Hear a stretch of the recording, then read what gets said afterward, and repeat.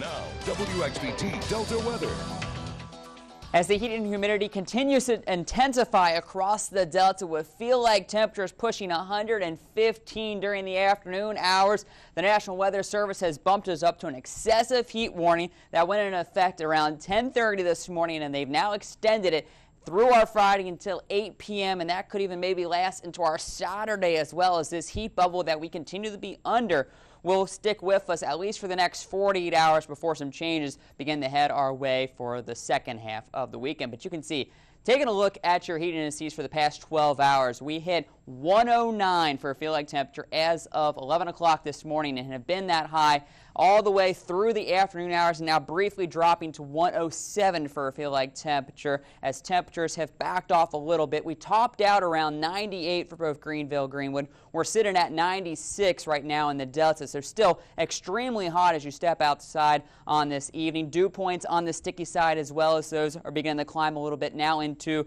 the mid-70s across the region. We'll see those climb another few degrees to the upper 70s, so we're in store for another steamy night. It's going to be very sweaty as you're out maybe walking the dog this evening or just kind of running some last-minute errands to get the kids ready for school, which starts next week. And not only is it hot, it's been very dry this summer, as we are now looking at the latest drought monitor. We have an extreme drought for the western half of Grenada County along with Tallahatchie County. The orange shade across most of the eastern portion of the Delta is under a severe drought. They're a good 5 inches below where they should be going back to the start of April, but we did get a little bit of rain here through Washington and Bolivar County last week. That has brought us below drought conditions, so that is some good news, but I can definitely notice a lot of that corn is beginning to look a little bit on the brown side as we now head into the month of August.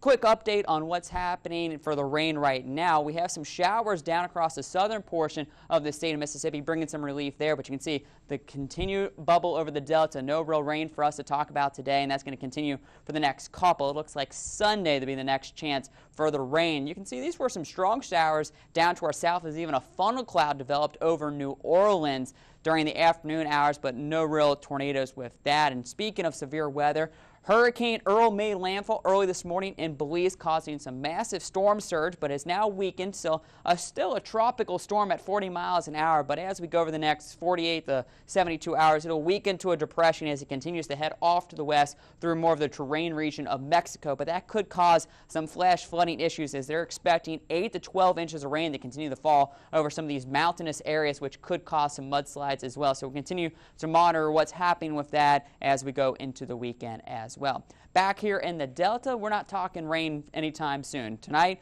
clear skies. Tomorrow, lots of sunshine, and that sunshine will heat us up as we move throughout the afternoon hours. Maybe a slight chance once again for one of those hit-or-miss showers to hit the Delta, especially the southern portion, but I think most of us remain on the dry side. As we roll into our Saturday, we begin to watch a cold front trying to push closer to our region, but it looks like it's going to run into that hot and humid air and not really make its way all the way down. But we will see maybe a little bit more cloud cover as we go throughout our Saturday afternoon, maybe a slightly better chance to see some rain as we move into our Sunday. So mainly clear tonight, sticky, dropping to a low right around 76 like we have been seeing the past several days. Into the lower 80s at 8 a.m. as you head out the door, mid-90s as we head towards lunchtime with a few clouds around, and then we'll top out around 97, feeling like 109 during the afternoon hours again. And if you're participating in Bikes, Blues, and Bayous this weekend, you can expect bright sunshine, so you're going to need the suntan lotion along with the hats and sunglasses. Temperatures near 80 degrees as it gets started, 88 by the time you're finishing up with those rides. As we go into our Sunday, 40% chance for showers, a bit more clouds around, dropping temperatures to 94. Then as we move throughout much of next week, we see the rain chances fall to about 20 to 30% each afternoon.